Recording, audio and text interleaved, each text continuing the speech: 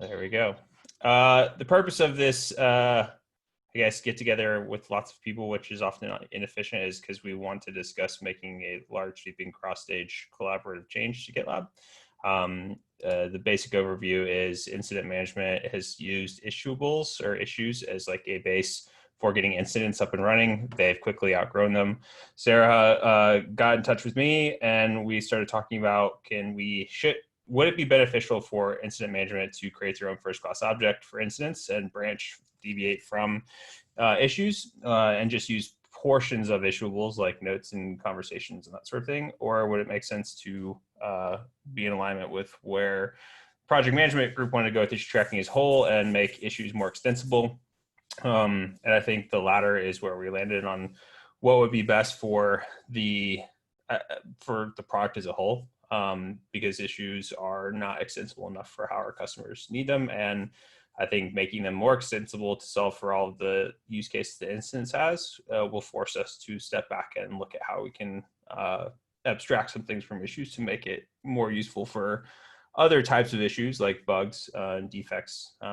I've had lots of customer feedback that says that GitLab can't be used for defect tracking just because we don't have a defect, we have an issue, which is kind of funny. But I think the goal of this meeting is to get everybody aligned on the outcome that we'd like to shoot for, enable everybody to contribute ideas, push back on bad ideas, and generally like figure out how we want to tackle this in an iterative incremental manner, which would be the end goal of having issue types. And yep, any questions or feedback before we get started? Would it be helpful? We can go one of two things, and we can end this meeting as soon as we've, I think, accomplished the purpose of it, which would be like alignment on the proposal vision, a clear path for implementing the vision, DRIs for UX and DRIs for engineering for our POC, and then some basic timelines. If we need to like spin up a more formal working group, we can, but I don't think we need to necessarily for this, just because I think we can drive it forward with just the two groups or two stages. So do you want me to walk through the issue first, the opportunity canvas, where it would be helpful for folks who are less familiar with the problem we're trying to solve so that you can understand the breadth of it? I think a quick overview of the extensible issues business case you put together would be helpful just for context. And then I can give a 30-second overview of the op canvas. I think that'll help focus the conversation on how we're going to tackle this. Sure. Okay, I'm gonna hop over and share my screen real quick. So I put this kind of together in collaboration with Sarah, and the basic problem is the two most used, I guess, jobs that people hire labels for right now is status of an issue or merge requests or an epic, and the type. So we've been collecting data on that. We have a basic dashboard for .com data that we're looking at all the events. And those are the two things that people are using labels for right now. And I think we have label overload in the product as a whole. And so when we find these common use cases that people are using labels for, what can we do to make that a first-class object and then also build on top of it to have a better experience as a whole? Issue types are kind of one of those things where I think we should support that. It would also make reporting much easier within analytics. Instead of having to select which labels, like which represent the flow of work through your value stream, you can basically say here are the types of work based on the issue types that are flowing through. And it should also be extensible enough so that companies and organizations can define or extend their own issue types. And so we can ship with some defaults. We could have some system types that can't be edited, but eventually every organization likes to call things differently. Some large customers like to call them user stories instead of issues, and just providing the ability for them to kind of map the type of work that flows through their value streams in the language that they're used to would be a big win as a whole. And I think right now, issues themselves, like if you were to watch this video that I put together showing kind of the differences between issues or issuable type things in different interfaces. For example, like we have a edit button here and a close button here. If we go look at a merge request, it has a different close button and a different edit button in different locations. The tabs on a merge request are fixed at the top. On Epic, they're fixed basically whenever you hit a certain point under the description, and then they get fixed to the top. Just like the experience across all these is subtly different enough that it is a lot of cognitive overhead to maintain, like, where am I? What am I working in? What is this object?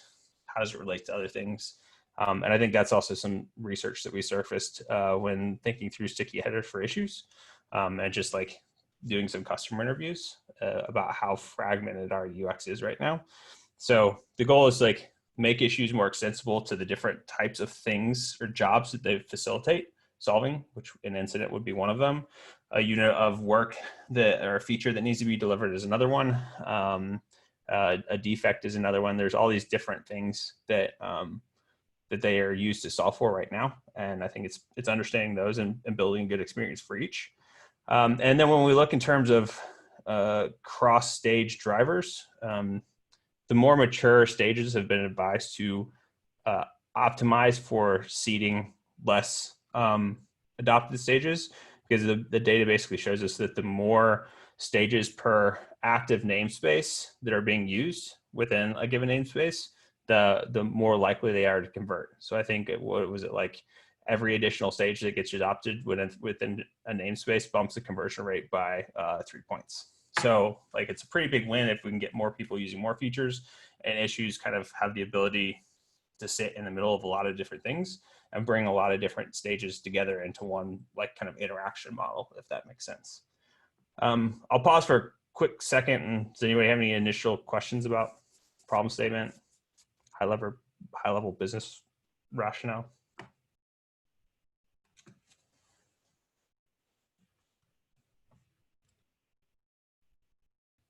Oh, okay. And so one of the things I did when I was looking through this and looking across merge requests, incidents, or the vision for what incidents could be, and then also looking at epics and issues as they stand now. And most of these, I call them all issuables, the things that have notes on them, that have conversations, that have other data that's attached to it, that has a description, that has a sidebar. They're all treated as like sort of different things, but they all like share some same concerns from issuables. And so like when I started looking across them, we come across these things where we have like related to and relates and blocking on issues, but we don't have that on merge requests. We don't have that on epics, even though that's kind of a feature that's been asked for in both those places as well. We've kind of defaulted to building it like a feature on a per object basis, instead of stepping back, be like, where are all the different places that you're going to want to relate one object to another, or have one object be blocking another object of the same kind, and abstracting out some of these common patterns into what I call, like, my pitch in this proposal is like an issuable app, and then can be represented in like the mainstream of an issue via a complication. But there's all these similar type things where you have epics and issues in an epic tree. Well, fast forward a couple months for requirements, which are also built on issues, they're going to need nesting. So like we have a unique behavior that is built into epics now that another issuable type thing is going to need as well, which is like having children, and the children having children, and being able to like tie them together in a kind of a dynamic way. And then we have approvals, and this is another type thing where we've gotten lots of asks for, can we have approvals or some sort of approval workflows on issues?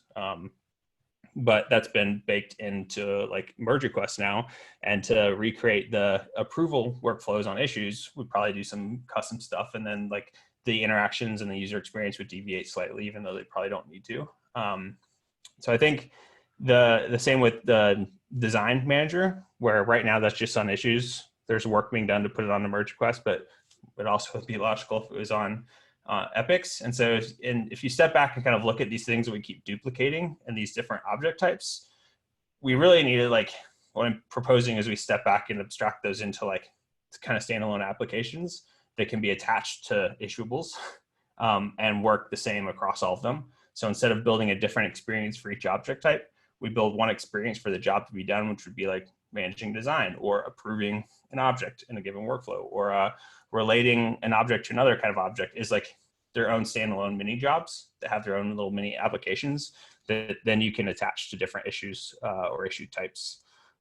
So this also proposes and starts looking into some major UX changes to issues as well, where we like, instead of having a bunch of activity buttons like attaching merge requests or doing different things scattered throughout an issue, we basically can add an issuable app via the sidebar, which would then put it into the main thread of the issue.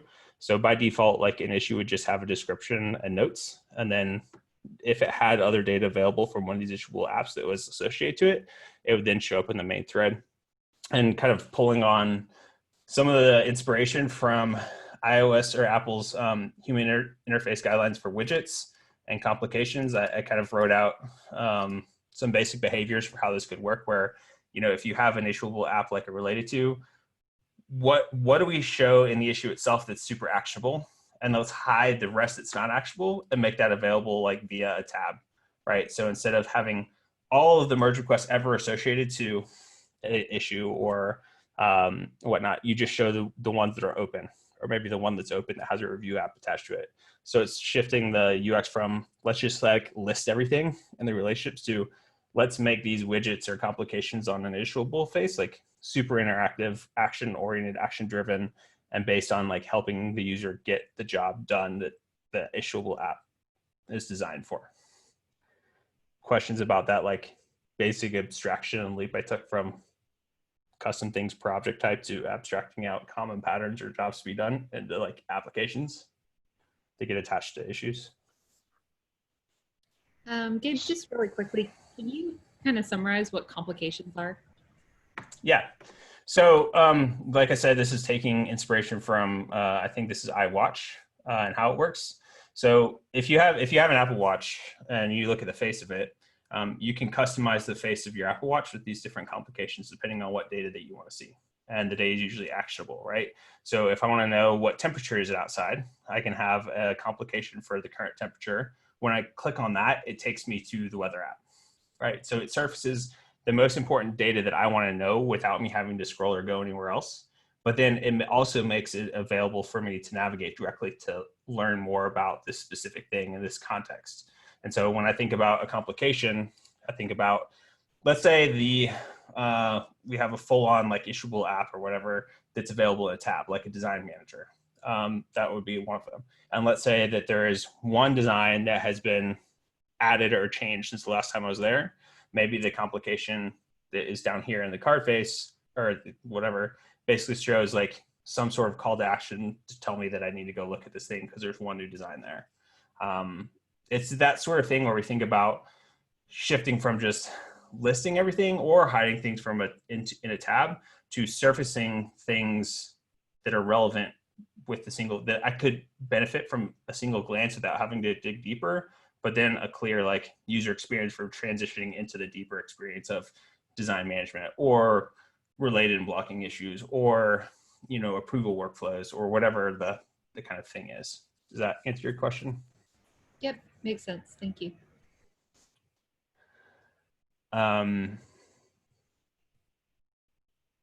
So I think this is where I kind of goes down here and I talk a little bit about shifting the main thread of an issue to having relevant contextual information that highlights like what the next steps are going to be. And the current essential intent or like the vision for issue tracking is to have issues be a single source of truth that you can collaborate on and effectively collaborate on. And I think that's where right now we've basically said anything that has a due date could be considered an issue. But I would like work towards changing the definition of what we call an issue to being something that people collaborate on, that it should be a single source of truth that has a description, maybe not even a description, but like a conversation on it or, you know, like notes basically and threaded discussions. And then from there, you can make everything else kind of more specific to like which issuable app should a given issue type support. What are the interactions that we want to be able to support within this issuable type thing? How can those are those interactions ever going to be relevant to other issue types? And just like starting thinking a little bit more global about how issues should behave and how people collaborate on a given artifact or object to complete a given task. because I think we get a lot more make a lot more progress in solving problems and needs for our customers if we look at those abstractions in a not over engineered but very pragmatic and honest way. And then longer term, what this would let us do is we get into having workflows, and I started talking to the analytics group about some of this stuff too and how we would tackle it, since it kind of ties a lot into value stream management and reporting. You could have different workflow steps, whether that's event driven or manually driven or whatever, but you could map different workflows to different issue types. So if it's a feature, if it's an incident, if it's a, I would even say merge requests have their own workflows. Epics are going to have their own workflows that are different, but letting you more or less customize which type of issue has what kind of workflow through a given value stream. This would be the first step to, one of the first two steps to unlocking the end goal of having workflows mapped to issue types so that you can do some automation and some other cool stuff like that. I originally had pitched this as the types being in core, but then what you can monetize is the issuable apps, and thinking about, well, we just dropped related issues into core, but we left blocking issues in starter. That's a great way to monetize an issuable app and have a clear upsell path. So you can get a basic benefit of this issuable app and free. You get a next level of value from in starter. You get a next level up in premium, and so on and so forth. It kind of provides a way to tier pricing based on jobs to be done that is not mapped to a specific object, but almost to an interaction or jobs to be done that an issuable app facilitates within the object itself. So that's kind of how I was thinking about it. Is this a really bad idea? I guess that's where I'm at right now, and I'd love feedback from the group as a whole. Is this a good abstraction, a good leap to make? Is this off base? What should we change about it in order to accomplish the kind of problem statement that we described earlier on? I mean, personally, just to jump in real quick, I think this is fantastic, because one of the biggest things I've noticed is if we have a issue or a bug in one area, because we've cloned and owned the same sort of construct over and over, we have to go fix it in 6 spots. Whereas if we had an underlying primitive that we could add on to, you're fixing things in one spot, you're testing things in one spot, you have a reduced exposure window because you only have, X number of things, not a copy of X number of things across 6 different sort of visions. So I think this really appeals to me in that sense, that we're, especially when we move to things like requirements, I'm trying to build on top of issues. We ended up having to clone an element, which is okay. But now if there's a bug found in the core of issues, we're gonna have to go back and change it's just a very iterative process, and it's hard to make sure that we catch all those as we go, because Gabe's group doesn't know if they find a bug, they might not think, hey, let's notify everybody who uses this underlying primitive that they've cloned over the years to go fix their problem as well. So I think this actually is going to, in the long run, be a very productive and add a lot of stability to the product. But that's just my thought.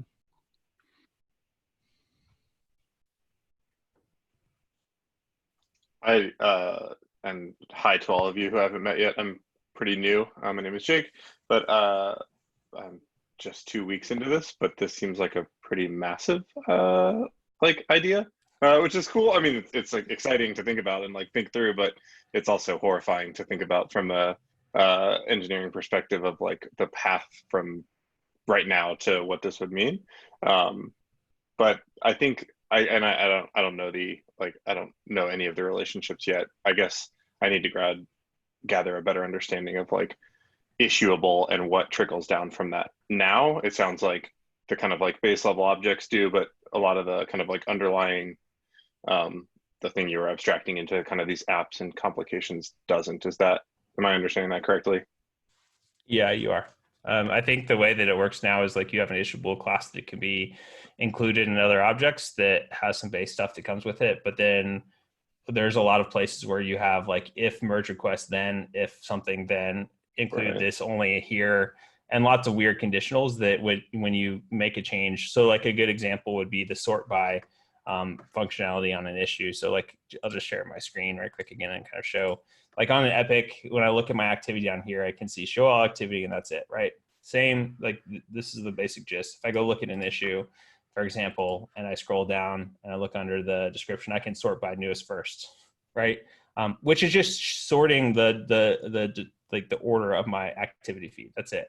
There's no difference. Like they're both using the underlying like discussions and notables. They come like as part of visuals, but like these subtle differences, because we have these like flags everywhere that you have to manually remind yourself to go turn something on for a given object type. It's almost like we can't ever update one thing and update everywhere. You have to manually change things in a bunch of places. And I think that's one of the things that we want to like get away from and change. So if we want to say like anywhere there's discussion, you should be able to sort it by newest first to last first.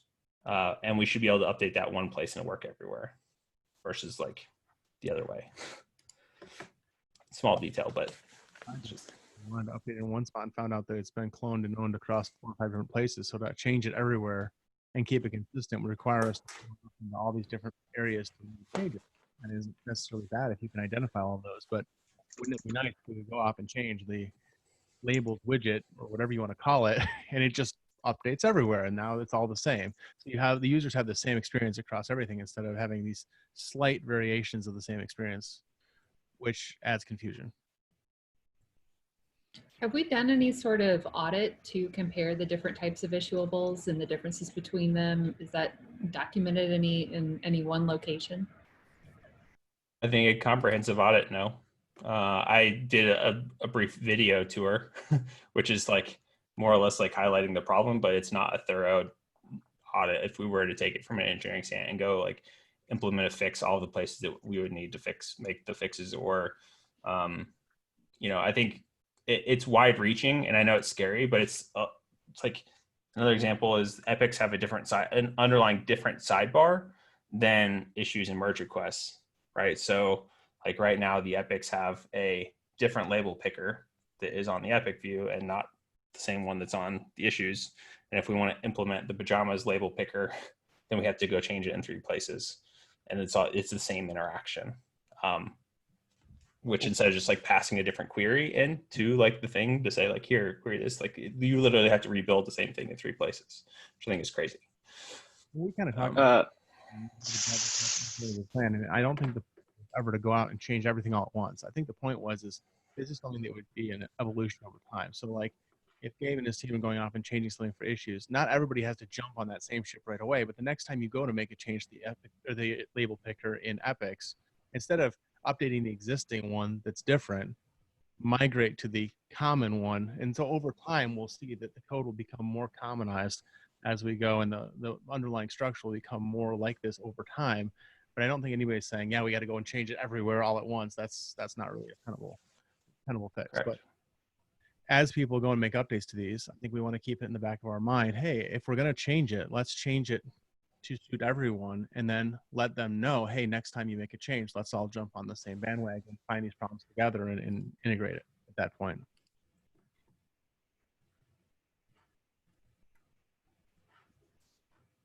So with the setup that you kind of like proposed, Gabe, with the sort of modular apps that can be plugged in, those would bring sort of like fields or workflows with them. Is that kind of how you were like thinking about the, if the containing object is issuable, and then you're sort of like plugging these things in, those sort of have like their own sort of like fields or properties on them? Is that how it would work? Yep, that's kind of how I was thinking about it. It could be as simple as like a due date, for example, right? That could be its own little thing, which maybe you want to add a due date, maybe you don't.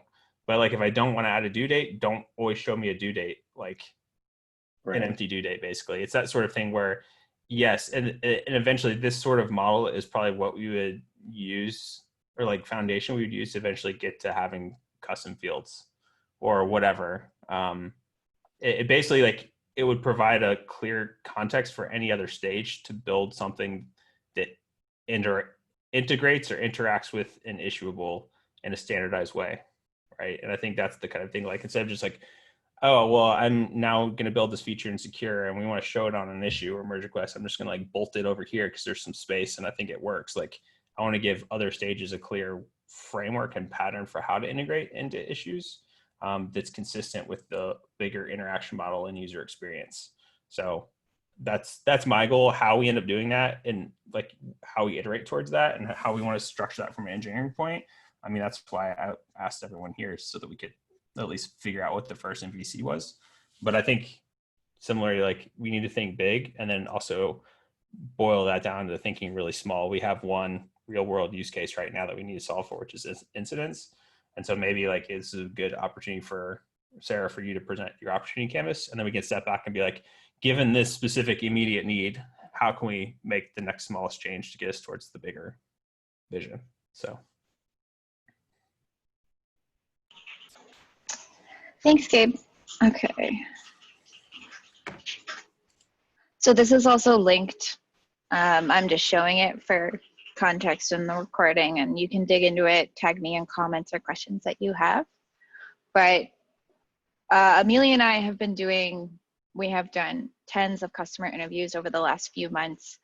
And a common roadblock that we continue to run into is issues are constraining and restrictive of customization for different use cases. Gabe just spoke at length about that, so I'm not going to go into that again. I've detailed from the incident management perspective exactly how this will progress our stage. So the way that I want to fit into this larger initiative, as Jake just said earlier, this is an enormous project with many different facets and stages to it. So I want to get to dedicated incidents for the personas that I serve for the Monitor Health team, which is our application operations engineer, our DevOps engineer, operations managers, so on and so forth, in a way that also contributes to this project. So I could spend 3 months building incidents as their own object, which will benefit no one but my team, and we won't get to take advantage of any future improvements that are made to issues or any future improvements that are made to different widgets that we might use using the model that Gabe laid out. So my goal is to get this project up and off the ground in the Monitor Health team in a way that progresses all of the different aspects that we just talked about, but gets me to that incident as quickly as possible. So an aspect of what Gabe talked about was how we might structure this between all of the different pricing tiers. The base tier gets, I don't know, 5 different types of issues without perhaps the ability to customize. And as you go up, you know, we can slate in the different applications or complications based on pricing tier. So incident management, a version of incidents, so the incident issue type would be available in core. And then we'd add on to it using the model that Gabe just described. So I'm not going to go into all of the different complications that I might want to add in detail. I'll just end this part by saying this is an urgent project for Monitor Health, so we're really excited to prioritize and start working on this. And the way that we would like to do that is to progress it as a whole, but get to incidents as quickly as possible. Any questions?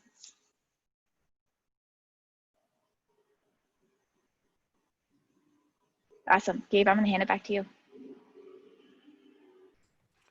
Sure. So all of this said, I know this is like a lot of stuff and it is a longer running thing, but I would like to stick with the spirit of like iteration as well. And like discuss like thinking big. We can go through the exercise of thinking big, but we could also say like, is this conceptually like 80% correct with how we've outlined the big vision, or are we missing some huge things? Because what I don't want to have happen is we break apart into different teams.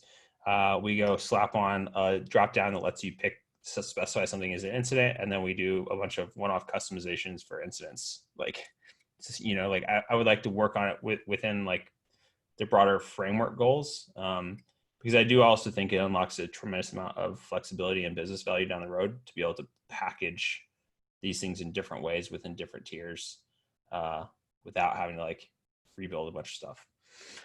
And I guess that's where I would let the engineers and UX folks like weigh in on their proposal and vision. Is it good, bad? Do we need to tweak it? And like, let's make a decision there and see like if we're there. And then if we're there, let's move on to the next thing, which is what's a clear iterative implementation plan that helps us get incidents live as quickly as possible and gives the incident management team a good contribution path towards issues, if that makes sense.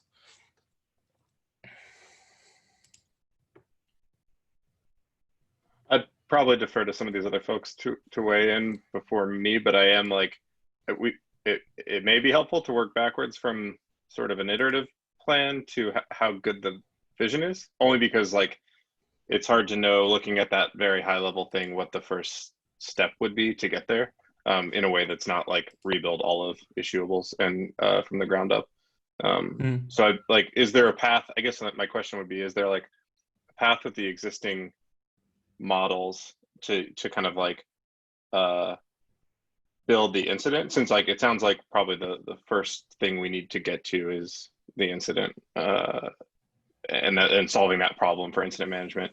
Is there a path that we could like take with the existing models that gives us, you know, a step towards what you're outlining, Gabe, that isn't, you know, rebuild issuables from the ground up and add on applications? I don't know if that's a good question, or if I'm just like kind of putting things out into the world. So I'm not. Go for it. Gabe. Oh, I was so gonna let somebody else speak before me. So yeah, for me, I'm kind of looking for the same thing. Like, what is the difference? Like, what all would make an incident? And maybe we can do kind of a gap analysis on what we need for incidents versus what we currently have for an issue.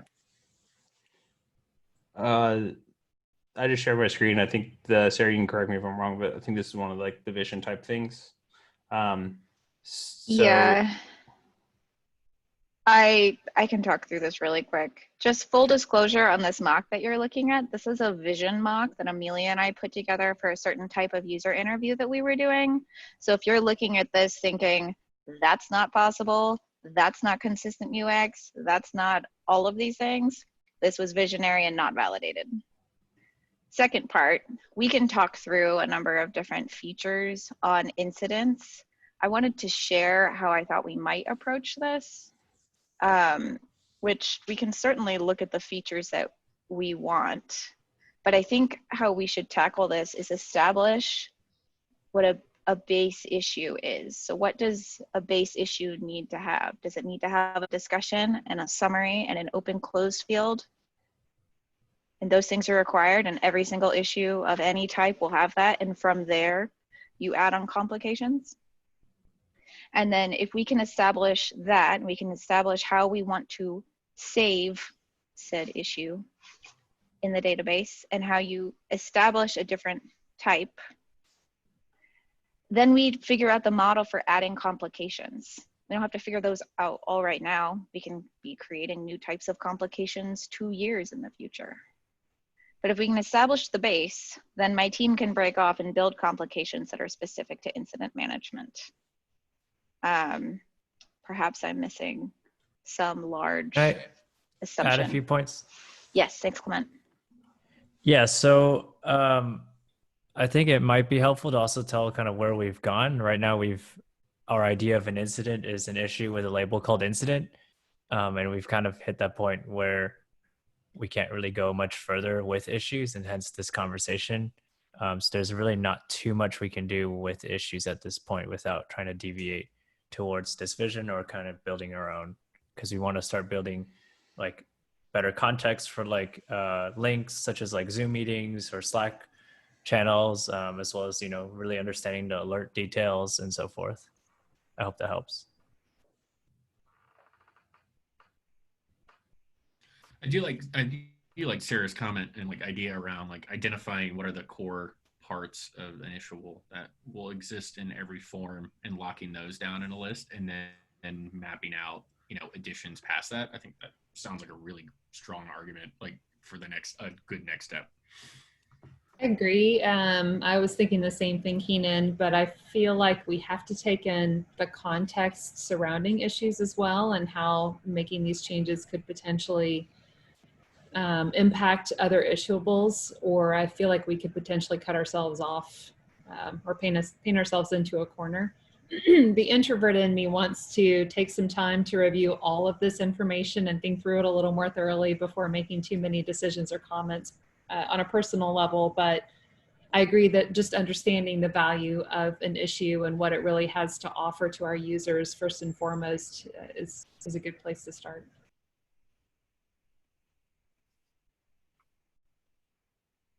Yeah, I agree. I would also love to dig in a little deeper on all of this stuff. That being said, I wonder if, because it's going to be tough to create a core issuable and then build everything we need for a current issue to account for that, because we won't really, if we go that route, we won't really be able to get to the first iteration until everything that we currently have for issues and everything that we currently have for MRs is built out. Like whether that be every complication or, you know, if we do separate everything out into complications, building every complication that MRs or issues use, or including that all in the core issue, core issuable.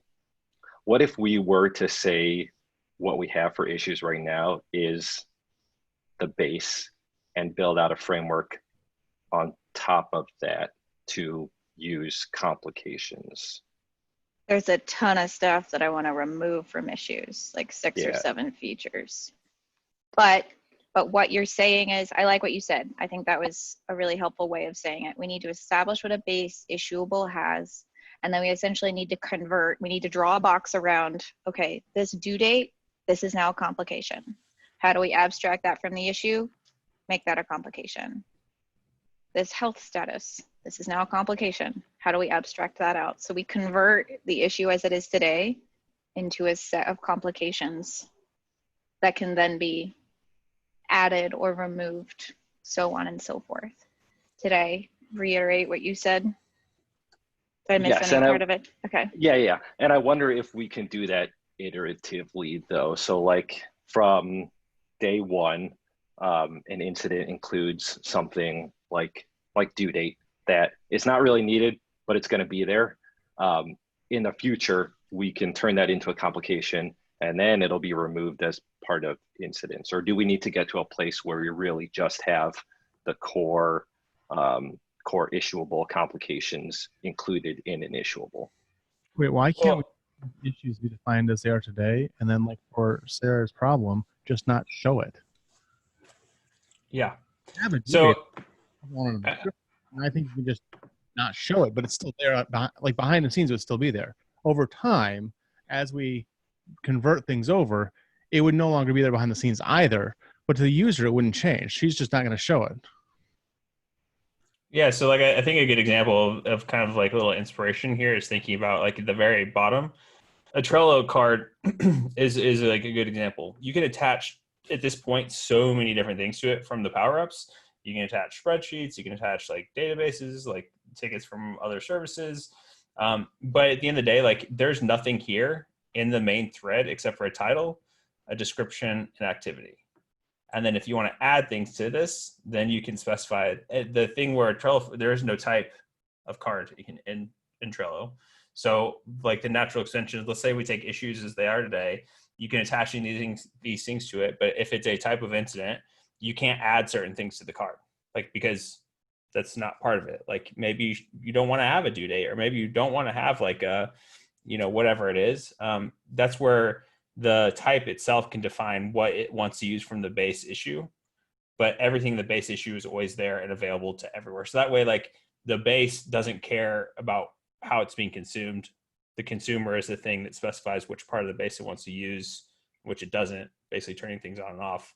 That way we can contribute to the bottom of it. And then whoever maintains the type or the issuable app or like whatever that is responsible for the experience of how that works within the thing.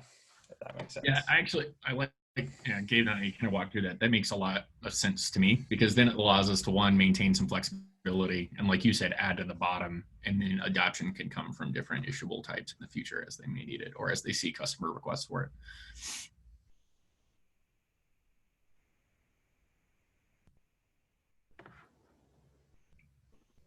We, do you think maybe the next section of this, we could compile a list of questions that everybody has and then release everyone to go roll around on this idea asynchronously? Because I'm sure everybody has a ton of questions, and if we can get them all out and written down, it might help scope how people think about it. Where do we want to have those? Just so we have a single place, like in this notes doc that we're working on. That seems like a pretty good spot. If you put the questions in this note doc, I'll start a separate thread in the Epic where we're talking about this that has each question as its own thread, so we can have conversations back and forth there, and GitLab itself, so that way things don't get lost in Drive or whatever. Great idea. Thank you, Gabe. The first one is probably what is the base level issue? Like what are the fields on the base level thing? Is it just title and description, or? Step one's probably just listing off all of them now. Right. Yeah. Get clarity there, and then yeah, maybe we can make a judgment call as we work on that. Yeah, the tough thing with that is a lot of them, because, and Clement, I think you're the senior GitLabber here. So you can talk through kind of the history of issuables as an issue and MR object expanding to or extending to epics. And epics really, to Gabe's point from earlier, epics really aren't an issuable right now because we built epics a little earlier. So that's in more modern, it's written a little bit more with our modern patterns in place. And then the idea was to backport the issuable stuff over to the epic stuff. And we're still kind of in the process of doing that. But so the thing that even listing off what would be a complication, like a lot of them have just little tweaks. And I don't know if we probably should be explicit on like what those tweaks are and at what point does a complication become a new complication versus continuing to add to a certain complication. Does that make sense what I'm saying there? Yes. I'm gonna make a comment too, and I really don't want it to come off as pedantic. So I think it's really just me being concerned for how this gets communicated over time. Some of the terminology might be worth actually noodling on for a bit too.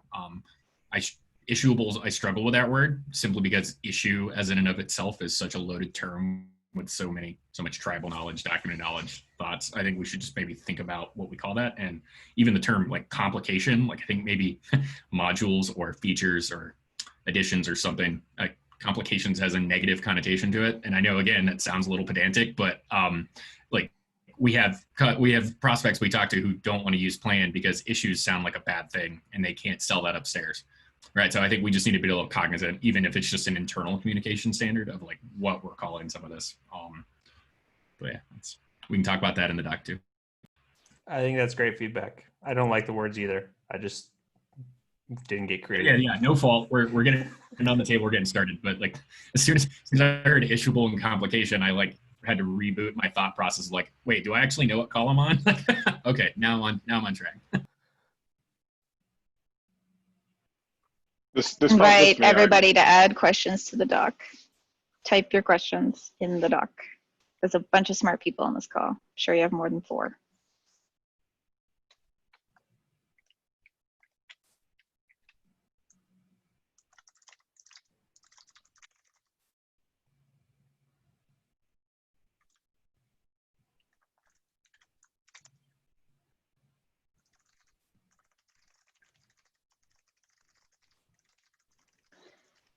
Keenan, I captured that in 5 potentially.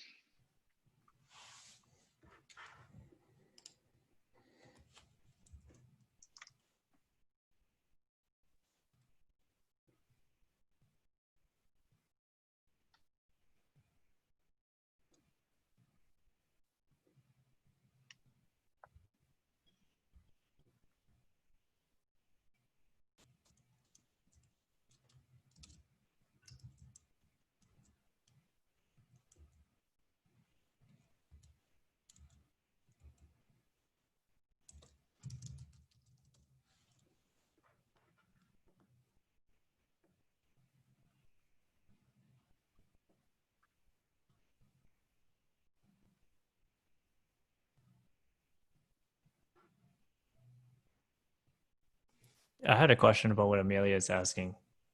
The security team recently rolled out the vulnerabilities thing, and it's a very similar flow as what we have for alerts to issues. Did they ever talk to y'all about maybe think using they- issues or?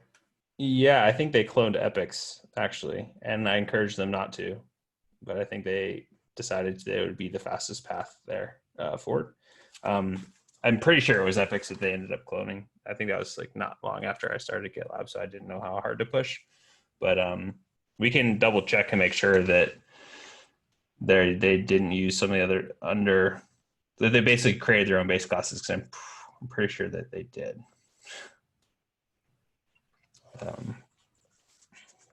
Yeah, I think that's a great, like, as we get a handle on this, we then get to kind of build out a guide for like, how do you create a new issuable or artifact, or like, I don't know, like we'll have a nice little blueprint to work off of in the future. Yeah. Also, I think it might be worth like just showing this right quick in the last few minutes in terms of like end goal. We are going to provide some default things for sure, but there's also like, I'm in a Jira Next Gen project, and like if I go into project settings and I go into issue types, I have like issue types and then subtask types. And there's three different things. I think there's basically like a bug, and I rename these all. There's like epics up here, there's normal issues, and then there's subtasks. But within each of these, I can customize more or less like which fields I want to include over here, and I can label the fields like whatever I want, specify what's going to be above or below the fold. I can like go over and do the same thing for tasks. I can add like a new one straight out of the gate, and kind of customize it. I think ultimately, like where we get to will be something similar. Well, what we want to provide to customers is some form or fashion of this. And I know like it has lots of headaches that come with it, but when you start talking to enterprise customers, not providing this level of extensibility is like, it's kind of like a deal breaker. And I think coming with the same set of defaults is where we want to start, and we don't want to expose anything like self-customization. But ultimately, like this is part of the ultimate goal of saying like, I'm going to include these additional fields on my issue types because of this is how my organization works, and we need to collect this data, whatever that looks like. But I think the Jira Next Gen project did a good job of providing a really simple interface and user experience for customizing their issue types. It's worth looking at. Plus, we can create the whole new job field of GitLab configurator profession that people can have at companies to Yeah. make their No. setups for. Services line of business, we start selling. There we go. Yeah, consultants and stuff. I don't think we'll need that, and that's where like I want to balance it, because I don't want to get into Jira and how they do it, but I do want to solve the similar type problem of how do we let people use GitLab in the way that they need to use it within their organization. Yeah. Right. And No, I think no, I think we were being a little busy. Yeah. I know, but I also think it is a real risk. Like, It yeah, is. if we ever have to have people that are certified GitLab admins to manage things like this, then I think we've missed the boat in many respects. So that's my stance.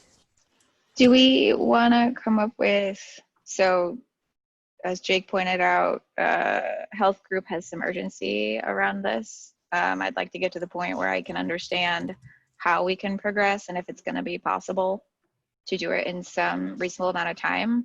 Right now, my goal is to figure out how Monitor Health can contribute to this project and get to incidents in 3 milestones. So if it's going to take more than 3 milestones because we have an enormous foundation to lay for this project, I'll need to figure something else out. So the next steps, we're going to dump all of our questions in this doc. Gabe is going to convert these to threads on the Extensible Issues Epic. We're going to take 2 days to think about it. Do we want to come back as the same group? Or do some people comfortable now participating asynchronously and we can focus the next group on implementation questions? I mean, I say we set up a meeting and put everybody here on it, and it's if you want to be async, stay async and keep up with it. But like I know I'd much prefer to have another session like this after we've answered some of these questions and knock out some details. I think that's going to help us, like, because the timeline is so intensive for this. Like, I think we'd get a lot done in that session if we answer these questions. Awesome. And then the second part of my timeline is I would love to start working on this in 13.3. So that gives us 6 or so weeks to get to that point. If not possible, totally fine, is laying out my ideal timeline.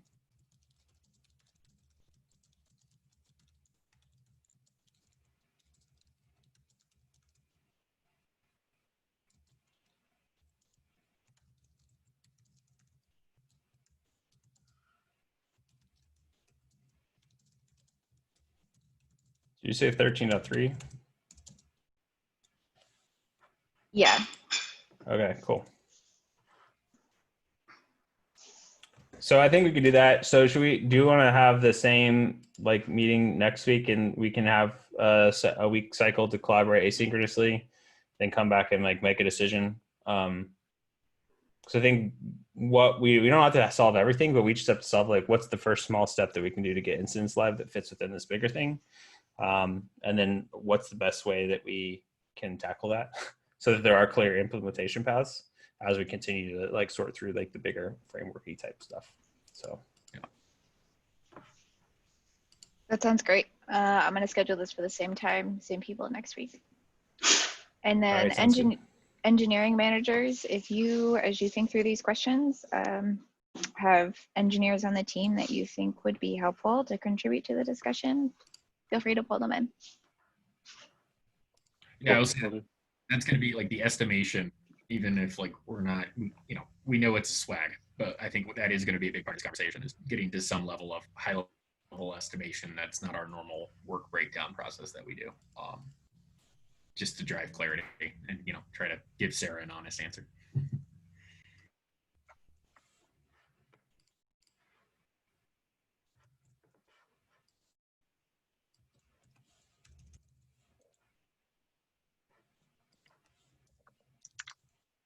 All right, cool. I think we're out of time. Thanks everyone for coming. I'm working right now on putting this stuff into the Extensible Issues Epic. Do we want to have a shared Slack channel for discussing this, or where do we want to talk about it in Slack? That's a great idea. I find that helps me thread conversations around projects a lot better to have that. So cool. Thanks for all the kind of thought and work y'all have already put into this. It's really exciting stuff. Okay, cool.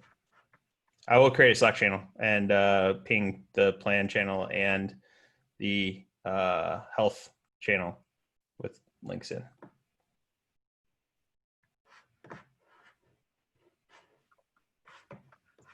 Bye, everybody. Ciao. Everyone.